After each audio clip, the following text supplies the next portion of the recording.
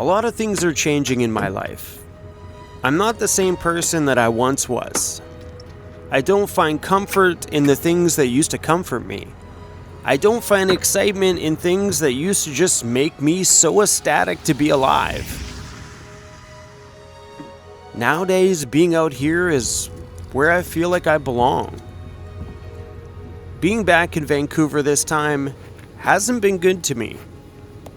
I've been a little bit stressed out, things have been really busy, and I don't like it that I'm not feeling myself. The city lately has had a really negative energy, and I just need to get away from it. So today we're going to run off into the backcountry and go see if we can re-find ourselves. My van life has changed me in a major way, because I used to love the city. The hustle, the bustle, the bright lights, the noise, that used to calm me. Now, it just stresses me out. Being out here is where I belong.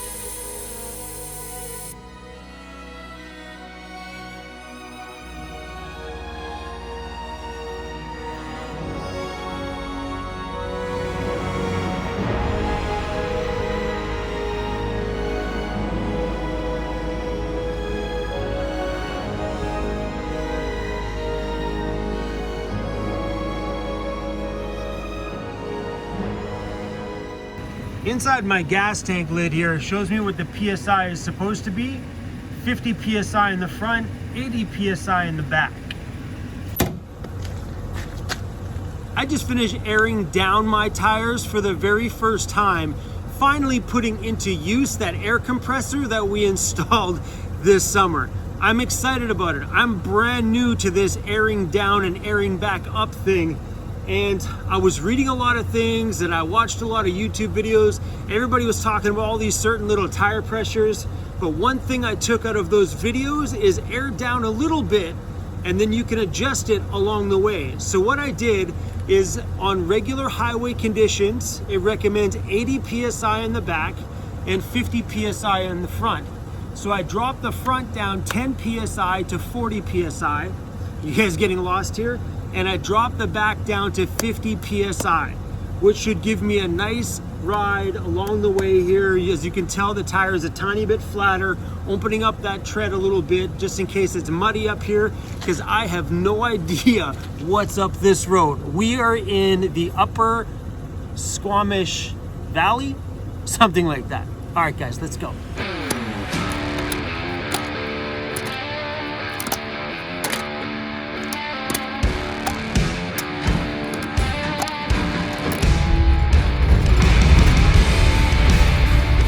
So crazy how buttery smooth this road feels with a little bit of air pressure taken out of the tires. So much better. Anytime I've ever driven on the backcountry roads, I've always had like regular like highway tire pressures. This feels really nice out here.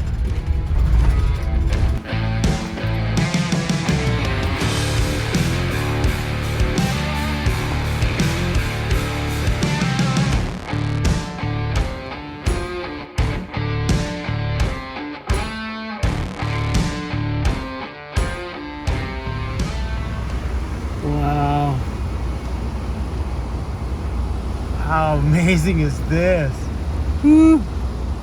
So good.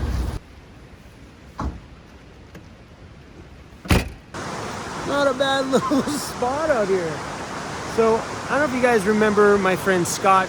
He's been on my channel many times. The first time I ever filmed him, he was living in the back of a Suburban, and he's a big dude. Then he bought himself a big Dodge truck with a canopy. Now he's upgraded to a camper on the back of the truck. And I call Scott, he's more like the backcountry king. Like, he knows his way around these mountains and also anywhere in the backcountry in BC. So I messaged him today and I'm like, hey, I've really never explored the backcountry in Squamish. He was like, I got a good starter road for you. So that's what we're on today, is his starter road. So I guess maybe I'm kind of semi backcountry in training by the school of Scott. Thank you, bro.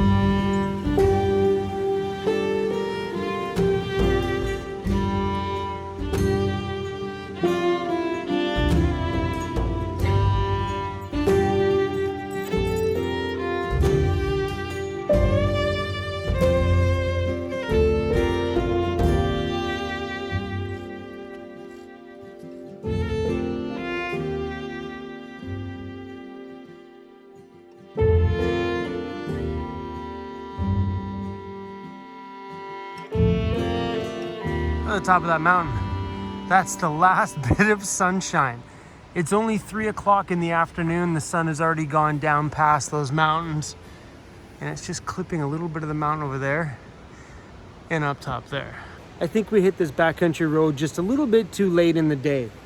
We should have hit this thing like first thing in the morning. So what I'm gonna do, just because curiosity's got me, we're gonna go up the road just a tiny bit more and just find ourselves someone to pull over for the night, and we're gonna tackle this road first thing in the morning when the sun comes out.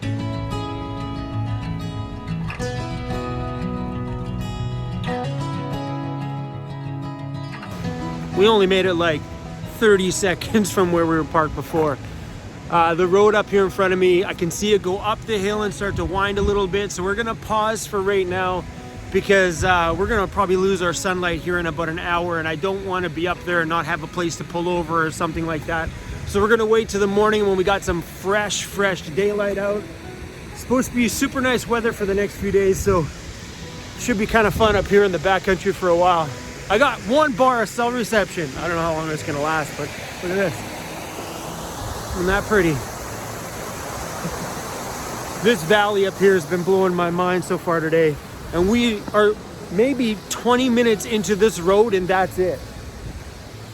Down here is a little bit of a power dam. Looks like the water's coming down in off the top there. So I'm really curious to go see if there's like a waterfall or something there in the morning, but we're all gonna have to wait for that.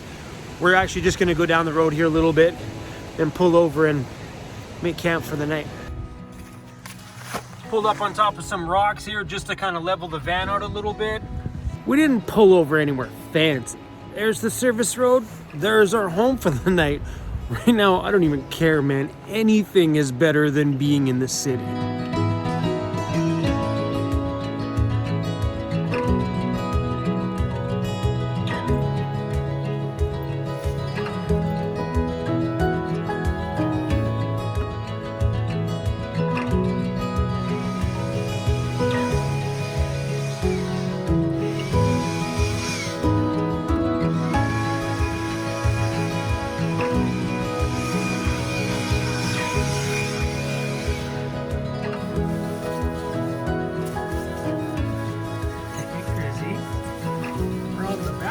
Buddy.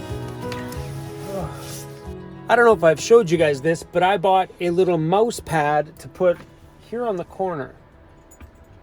I thought for sure the mouse pad would be sticky enough that it would actually just kind of stay put, but it does move. So I might put something underneath there just to kind of keep it in one spot. But I put that there because that's the place I throw my keys and my cell phone every single night. So I chipped it already here in the corner. Just when I throw the keys up on there, it bangs on there. Well, now I got a nice place to put them. I've got no cell service at all. Let's turn on my Wii Boost, which is on that switch there. Hold this to the antenna and see if it gets any better. Come on now. Give me something. There we go.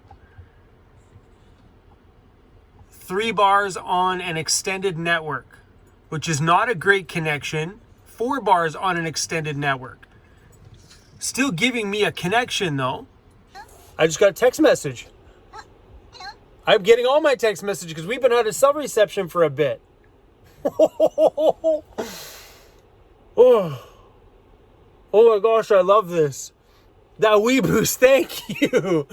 You know, you're always not sure about, you know, if things like that are really gonna work, but come on, man. Like, I'm only getting 1 bar of 3G right now. I just went back to 1 bar. But if I hold it close to the antenna, it goes straight up. It goes to 2 bars, 3 bars. It's perfect. Sorry, guys, my hand's in front of your face. Someone once told me that that's not gonna pull a cell phone connection out of thin air. Well, you just watch my phone go from being no bars to 4 bars on an extended network, and then boom, 4 bars onto 3G. Now I'm back down to 1 bar. So I think the key, if you want to maintain a connection when you're in the backcountry and you're barely holding on to a connection, is to keep your device as close as you can to the antenna. 5 bars on a 3G. Let's see what the internet speed test is like out here in the backcountry. I'm not expecting this to be magic. I don't even think there's much out here. Come on, man. Nothing. Hello? What's going on? I am way out in the backcountry. Surprised I'm even getting a connection right now. Oh, you know, I just thought I'd call you, see how you're making out. Tell you I'm thinking about you, wondering how you're making out. Thanks, man. No, I'm doing good. I'm actually just playing around with my my little Wii Boost, and I'm surprised it took me from having 0 bars to having 4 bars on a 3G and talking to you. I am super excited about the cell phone service out here.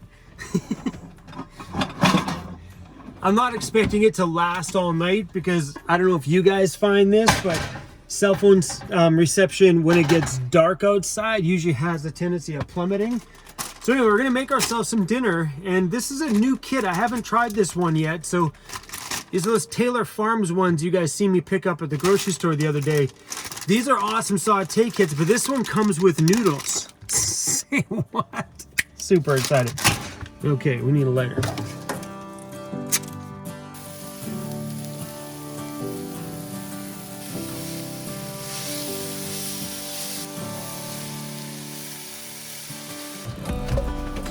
Uzi, we got a paper towel in the van, buddy. We are gonna try something that I've never tried before. We're gonna make some hot chocolate here tonight.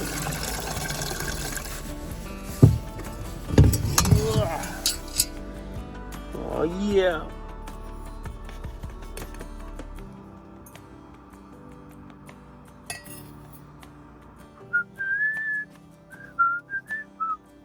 I don't know how much goes in here. About an ounce? Let's guess an ounce here. An ounce would be like down to there, right?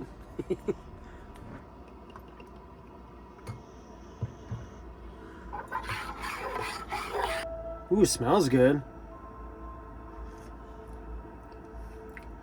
Oh my gosh. Randy, this is freaking amazing. Oh, ooh, so close, just about spilt it. Oh, this is gonna change my life, man. This is definitely a winter night kind of drink. Hot chocolate and root beer schnapps. Woo. Can I come hang out with you? Hey, buddy. Oh, that was grody.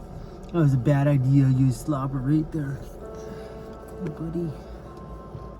My Wii Boost has a bit of a cable on it, so I've pulled the cable all the way through because normally my antenna sits there. I pulled it over to keep it by my phone tonight, and hopefully we'll maintain at least 1 bar of cell reception. Like, we're like barely hanging on to 1 bar of LTE right now. You see that? 2.7 degrees Celsius and 21.9 degrees Celsius inside. I just shut the heater off a few minutes ago. It was really super warm. And I haven't been sleeping with the heater on overnight because it's nicer when it's a little bit cooler in the van. I'm pretty sure I'll let it run all night as soon as the weather starts to drop down below 0 and stuff. But for now, it's nice to have a pretty cool sleep at night. You can bundle up in all your blankets. It's pretty great. But this heater is completely different than what I'm used to. So my Olympian Wave 3 heater that I've had for the last few years was totally silent. You didn't hear anything while it was running. So in a situation like this here, if I were to ever hear something outside my van, it's not like I could mute my heater and go, what was that? It's not an option. So with this one, as soon as you shut it off, Okay, this has been off for probably 3 minutes now. It finally just shut itself right off. It goes through a bit of a cool down process. So once you hit the off button, it shuts the burner off. The fan goes really, really high speed, which makes it fairly noisy. Super high speed for a while until it cools down the chamber, and then the fan slowly gets quieter and quieter and quieter over, 2 to 3 minutes until it's nice and cool, then it shuts itself off. So in a situation like when you're out here in the backcountry and it's total silence around you, and if you were to hear something outside your van, you couldn't really hear exactly what it was because you have this ambient noise inside of your van. There's not that mute option so you could hear. It's always got it's noisy. So today my window was open a little bit and I heard a crack outside the back of my van, probably just an animal walking through the bush, no big deal. But I kicked on my perimeter lights, shut off the inside lights so I could see everything outside, but I couldn't hear everything outside because that blower was just rocking. So if that's a concern for some of you guys, you may want to be mindful of the noise that these heaters make. Because ever since I started my van life, all the propane heaters I had were dead silent. Mind you, they're also silent killers too because they were consuming the oxygen inside. So I will take the noise over the oxygen suckers that those things were. I like having all this air inside my van for me and Cruz. It's pretty awesome. So I think we're done for the night. I got like 2 bars of LTE over here. I am super, super shocked because I've had no cell reception for, ever since I left Squamish. On the majority of this back road area to get way out here has been 0. I was like, well, that's the end of that. So this WeBoost has been a bit of a rock star.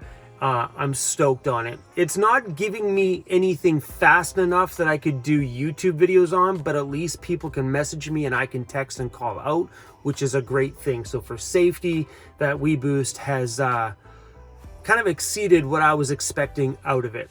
I was hoping that it would give me a couple extra bars so I could upload videos, but that's not really the case. But I'm glad that people can still message me though. So for safety, it is a pretty damn good upgrade. And I think they were expensive. They were like 500 US or whatever it was for that thing. But we're gonna let you guys go. I know it was just a simple one. Tomorrow, I'm super stoked about getting up in the morning and heading off deep into the backcountry, or as far as our adventures take us tomorrow. There's gonna be a bit of backcountry in our videos for probably the next 2, 3, 4 days. I don't know.